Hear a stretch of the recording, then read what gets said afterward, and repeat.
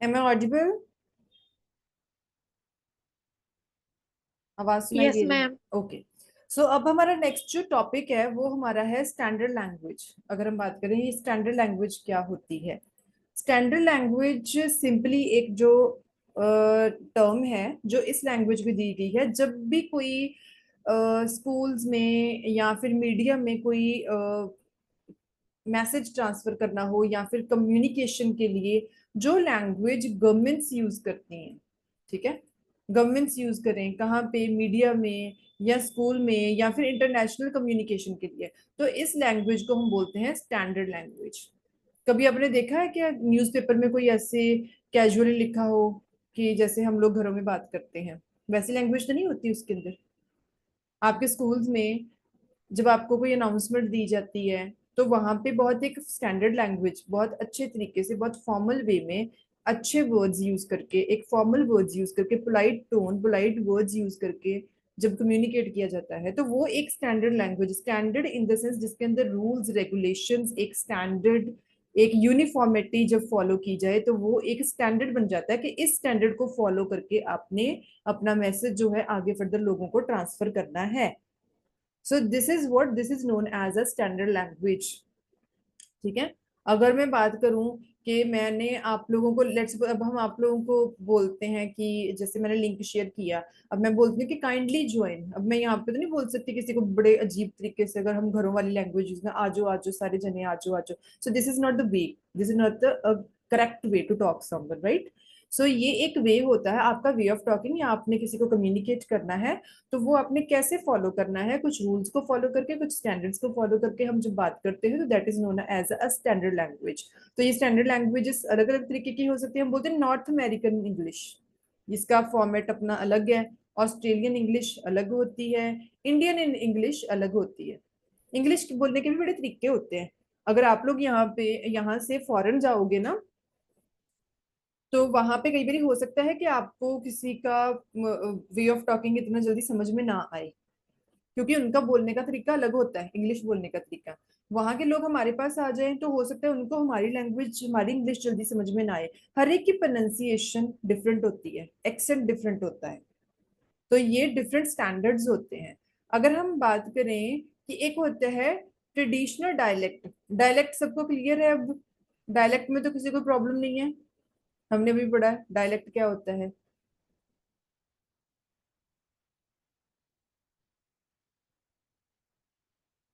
किसी को नहीं समझ में आया डायलेक्ट?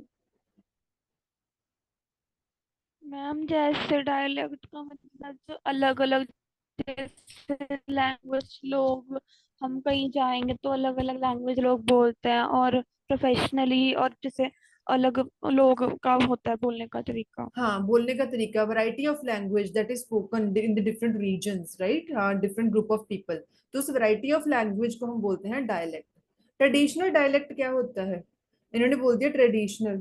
ट्रेडिशनल किसको बोला जाता है सिंपली? अगर मैं आपसे बात करूं ट्रेडिशनल वर्ड का मीनिंग क्या होता है?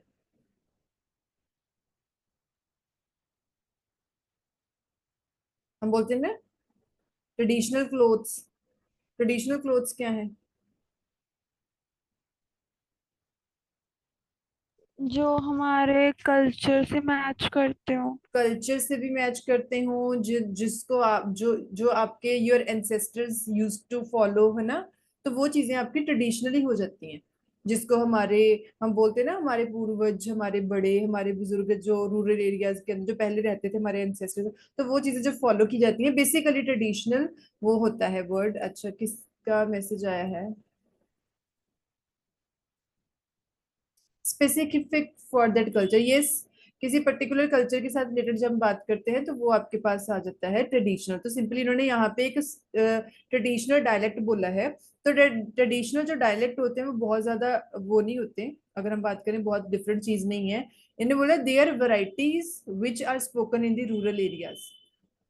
जो ये रूरल एरियाज होते हैं ना, किसी पिंड, किसी विलेज की साइड पे जो बोली जाते हैं, डिफरेंट वे ऑफ टॉकिंग होते हैं, उनको बोला जाता है ट्रेडिशनल डायलेक्ट्स। तो वो डिफरेंट है। वो डिफरेंट है। अगर उनकी इंग्लिश की बात करें, आप किसी भी लैंग्वेज की बात कर लो जो traditionally different different rural areas में बोले जाते हैं, तो उसको बोलते हैं they are the traditional dialects. और कई बार वो डिफिकल्ट भी हो सकते हैं, कहीं के लिए वो इजी टू अंडरस्टैंड भी हो सकते हैं। ये डिपेंड करता है आप लोगों का लेवल ऑफ अंडरस्टैंडिंग क्या है।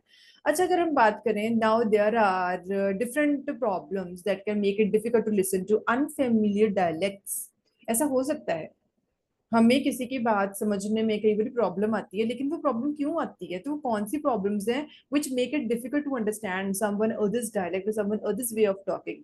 क्या चीज है जो इसको मुश्किल बनाती है? कौन सी चीजें हैं जिसके बिहाफ पे हमें लगता है हमें उनका ना समझ में नहीं आया? क्यों नहीं समझ में आता? कौन सी चीजें हैं जिनको हम बोल सकते हैं कि हाँ जी, एक वे ऑफ टॉकिंग को अलग बनाता है या डिफरेंट, या वो डिफिकल्ट बनाती हैं आपके अकॉर्डिंग? हमारे यहाँ जैसे मैम, अगर हम जो इंग्लिश बोलते हैं, हम ज्यादा उनकी तरह फ्लुएंटली नहीं बोलते, तो इसलिए हाँ, फिर हमें वो मुश्किल लगती है। और कोई चीज? ये हो गया आपकी फ्लुएंसी। अच्छा, आपने बोला कि इतना फ्लुएंट नहीं है, ठीक है। और कोई कौन सी प्रॉब्लम्स आती हैं जब हमने एक दूसरे को, ऐसा एक्सेंट नहीं है? हाँ जी, बोलो बोलो। Accent ma'am. हाँ जी, एक्सेंट, यस। देखो पता है क्या है, इन्होंने भी यहाँ पे ये नहीं बोल सकते कि हम लोग इतने अच्छे नहीं है, सिंपली बोला है कि जब आप एक दूसरे के साथ कम्युनिकेट कर रहे हो, एक दूसरे के साथ बात करते हो, तब हम लोगों को कई बार प्रॉब्लम आती है। उनको हमारा बोला हुआ समझ में नहीं आता, हमें उनका बोला हुआ कई बार समझ में नहीं आता। तो इसमें प्रॉब्लम क्या है, वो कहते हैं कि इस चीजों को अगर हम बोलने की ये डिफिकल्ट है, तो कौन सी चीजें हैं जो इस चीज को, इस कम्युनिकेशन को डिफिकल्ट बनाती हैं? सबसे पहले तो क्या है, वोकेबलरी। ठीक है, वोकेबलरी का मतलब ये होता है, यस, वोकेबलरी का मतलब ये है कि कई बारी एक वर्ड के डिफरेंट मीनिंग होते हैं। एक वर्ड को इंडिया में कुछ और बोला जाता है, उसी वर्ड का मतलब हो सकता है अफगानिस्तान या किसी और नेशन के अंदर उसका मीनिंग कुछ और हो।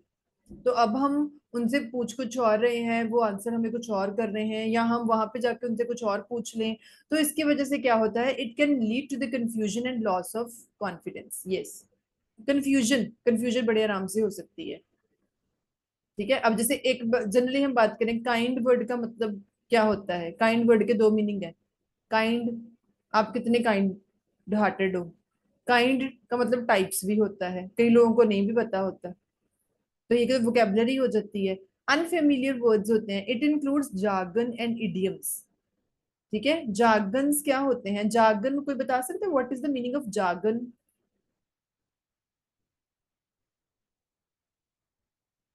किसी को पता है जार्गन का मीनिंग क्या होता है? टेक्निकल बोर्ड, हम्म? टेक्निकल बोर्ड से टेक्निकल टर्मिनोलॉजी। ऐसे कुछ वर्ड्स होते हैं जो आप प्रोफेशनल लैंग्वेज में या प्रोफेशनल लाइफ में या वर्क प्लेस में आप कुछ टेक्निकल वर्ड्स यूज करते हो। तो वो टेक्निकल वर्ड्स कई बारी कॉमन पब्लिक को नहीं भी पता होते। अब जैसे मैं बात करूं, एक बार यहाँ पे मेरे पास एक रिसेप्शनिस्ट वर्क करने आई थी, तो वो न्यू थी, she was fresher and she was not very much familiar with the working culture of any organization ना। तो जब मैंने उससे पूछा कि आपने मेरे पास कोई एडमिशन आई थी, तो मैंने उनसे बात करनी थी, तो I asked for the brochures, तो मैंने उससे ब्रोशर मांगे। She was not familiar with that word, तो उसको पता नहीं चल रहा था कि ब्रोशर का मीनिंग क्या होता है।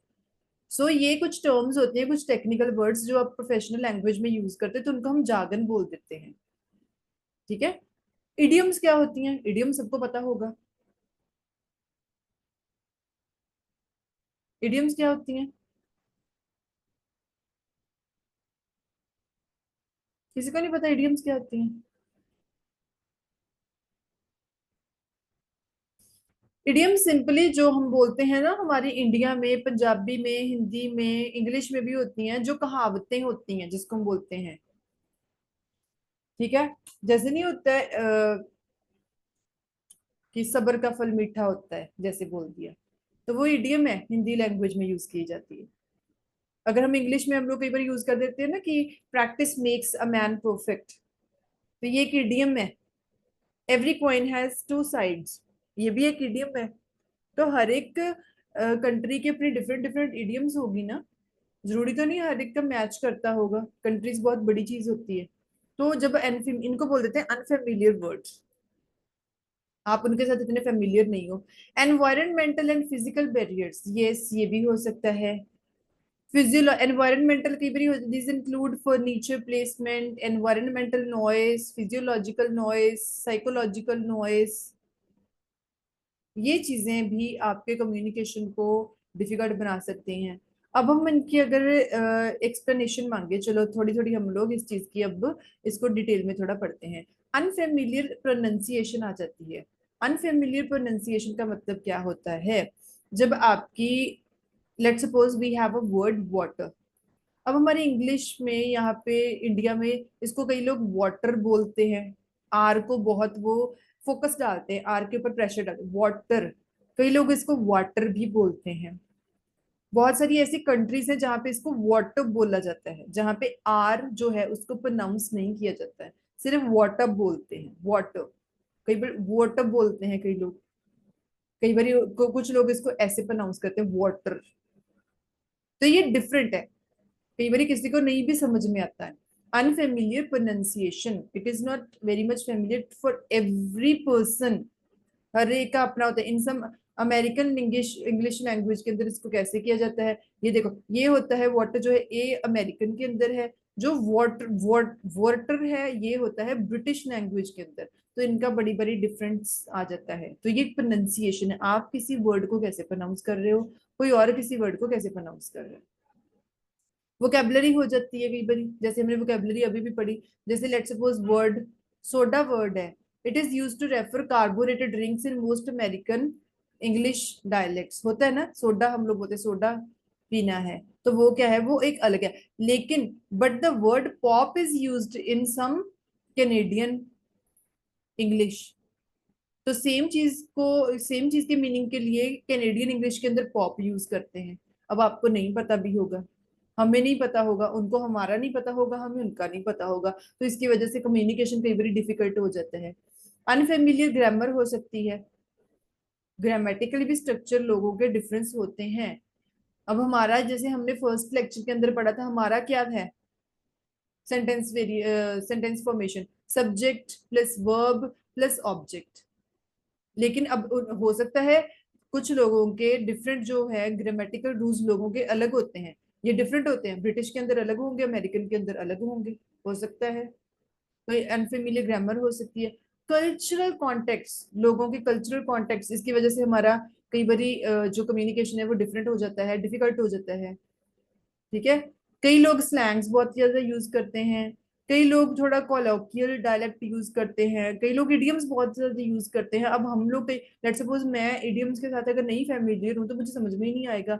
कोई स्लैंग मुझे समझ में नहीं आया तो किसी को कैसे पता चलेगा। वाना वर्ड है, वाना, हो सकता है कि मैं किसी से मांगू, किसी को वाना का मीनिंग ना पता हो, किसी को पता ना हो कि ये स्लैंग हम लोग यूज करते हैं।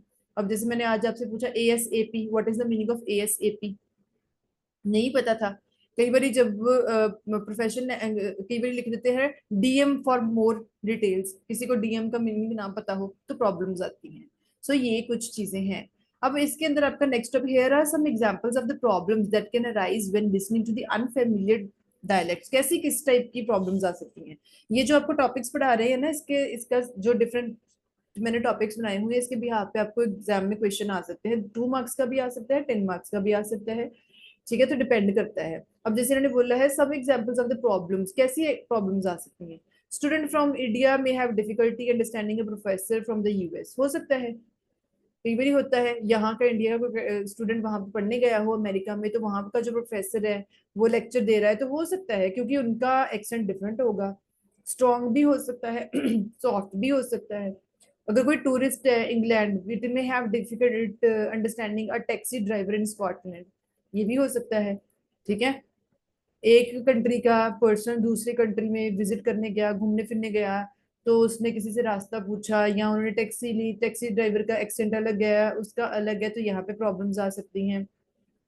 स्पीकर्स जो है उनको प्रॉब्लम आ सकती है। यूजर जो कई बार क्या होता है, कई लोग बहुत ज्यादा कोलोकियलिज्म्स यूज करते हैं, तो उनके लिए भी प्रॉब्लम आ सकती है। तो ये डिफरेंट काइंड्स ऑफ डिफिकल्टीज हैं जो कि लोग मतलब फेस करते हैं जब उनको डिफरेंट टाइप्स ऑफ डायलेक्ट्स के साथ मतलब फेस होना पड़ता है, ये आपके पास आ जाते हैं। So there are the few things that people can do to improve their ability to listen to the. अब हम इस डिफिकल्टी को आसान कैसे कर सकते हैं? अगर हम बोलें कि हमें एक दूसरे को समझना है, एक दूसरे का कम्युनिकेशन आसान बनाना है, ताकि हम लोगों के बीच में इंफॉर्मेशन जो है, कम्युनिकेशन है, जो इजी हो सके, तो हम कैसी कैसी चीजें कर सकते हैं? बहुत कॉमन सी चीजें हैं। Expose themselves to the dialect. पहले तो एक्सपोज करना मतलब सामना कर लो। सामना करना मतलब बेसिकली आपने फेस करना है उन चीजों को, ताकि आप उनके साथ उनको फेस करके सीखो। सिंपल है ये एक्टिविटीज। मैं कई बार अपने कैंडिडेट्स को भी बताती हूँ कि आप ऐसे करके अपना कम्युनिकेशन अच्छा बना सकते हो। सबसे पहले कैसे है, you can watch the movies and TV shows. जब आप ऐसे मूवीज और टीवी शोज देखते हो ना, तो आपको बहुत सारे वर्ड जिससे पता चलते हैं जो आपको लगेगा कि आपने कभी सुने नहीं होंगे। आपको उनके वर्ड्स पता चलते हैं, आपको पता चलता है कि डिफरेंट रीजन के अंदर लोग किस चीज को कैसे बोलते हैं। ऐसे भी हो सकता है आप म्यूजिक सुन सकते हो, you can listen music from the different region, talking to people to the different countries. आजकल तो आप लोगों के पास ये सोशल मीडिया है, फेसबुक है, इंस्टाग्राम है, डिफरेंट अदर एप्लीकेशन है, जहाँ पे लोग इंटरनेशनल फ्रेंड्स के साथ कनेक्ट हो जाते हैं। अगर आप उनके साथ कम्युनिकेशन करोगे, you will get to know the different things related to their culture. तो आपको बहुत कुछ सीखने को भी मिलता है, और ये चीजें आपको मतलब एक तरह का, आप इसको अगर मैं बोलूँ तो ये आप लोगों के अंदर भी आप अपने आप को एक्सप्लोर करते हो ना, इट ब्रॉडन्स योर हॉरिजन्स। तो ये डिफरेंट चीजें हो सकती हैं। Learn about the dialect. कैसे कैसे सीख सकते हो? आप कैसे सीखो? आपके पास तो बहुत सारे आजकल प्लेटफॉर्म्स है, डिफरेंट वेबसाइट्स हैं, ट्यूटोरियल्स हैं, बहुत सारे ऐसे लेक्चर्स पड़े हैं। तो अगर आपको नहीं भी समझ में आता है, आप टीचर्स से पूछो, पढ़ो, जैसे हमने कल ही सीखा था। तो आप डिफरेंट प्रोनाउंसिएशन देखो, एक वर्ड को डिफरेंट तरीके से कैसे प्रोनाउंस किया जाता है, वोकेबलरी देखो, उनकी ग्रामर देखो, कल्चरल कॉन्टेक्स्ट देखो, इसको इस कल्चर में कैसे बोला जाता है। आर्टिकल्स पढ़ सकते हो लोगों के। Be patient. यस, ये चीज बड़ी जरूरी होती है। अगर मैं बोलूं कि मैं आज पढ़ने लगी हूँ, अगर मैं बोलूं कि आज ही मुझे सब कुछ समझ में आ जाए, नहीं, ऐसा कुछ नहीं होता। It takes time. ठीक है। अब आप लोग जैसे आपने अब ज्वाइन किया है, तो आप धीरे धीरे सीखोगे, धीरे धीरे चीजों के ऊपर आपकी कमांड अच्छी होगी। जब आपका थर्ड ईयर हो जाएगा, तब तक आप लोगों के अंदर बहुत इंप्रूवमेंट्स हो चुकी होंगी। लेकिन वो इंप्रूवमेंट्स तब होती हैं जब आप प्रैक्टिस करोगे। चाहे आप कोई भी चीज कर रहे हो, चाहे आप कोई लैंग्वेज ही सीख रहे हो, चाहे आप जर्नली स्टडी कर रहे हो, it takes time, you have to be very much patient. Okay. तो आप इन चीजों को पेशेंस के साथ सीख सकते हो। So this was our today's lecture. अब इसके अंदर, आज के लेक्चर के अंदर किसी को कोई प्रॉब्लम हो, आप लोग पूछ सकते हो। किसी की कोई क्वेरी हो?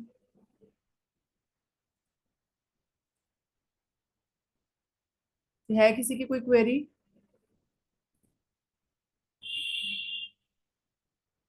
किसी की कोई क्वेरी नहीं है? सब कुछ क्लियर है सबको? Yes ma'am. ओके। कोई प्रॉब्लम नहीं है? श्योर? बाद में मत बोलना कि हमें समझ में नहीं आया था। Who is this retro? एक आप लोग अपने अपने नेम जो है ना वो रखो, जो आप लोगों ने नेम हमें यहाँ पे दिए हुए हैं, so that we can get to know and we can identify you people. ठीक है। हमें पता चले कि आप लोग किस स्ट्रीम के हो और कौन से सेमेस्टर के हो। ये मुझे लगता है Sangeeta and Chandni, you are new to this class with me. And retro, आप लोगों का फर्स्ट डे है मेरे साथ।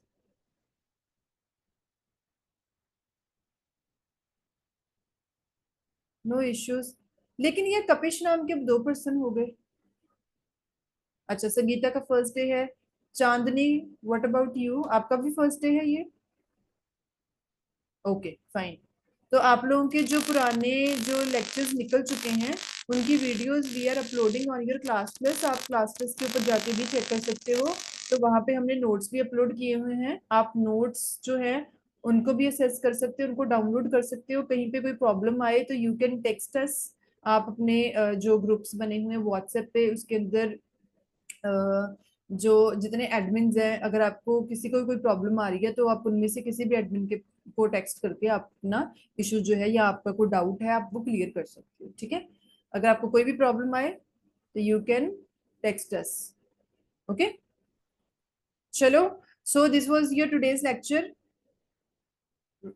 and by tomorrow there will be no class. Okay, it is off due to the Independence Day. Yes, Vinod.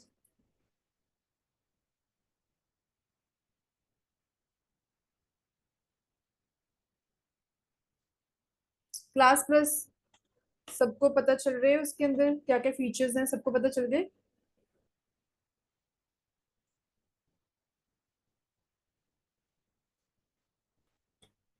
पता है कि नहीं पता है? यस और नो तो बोलो।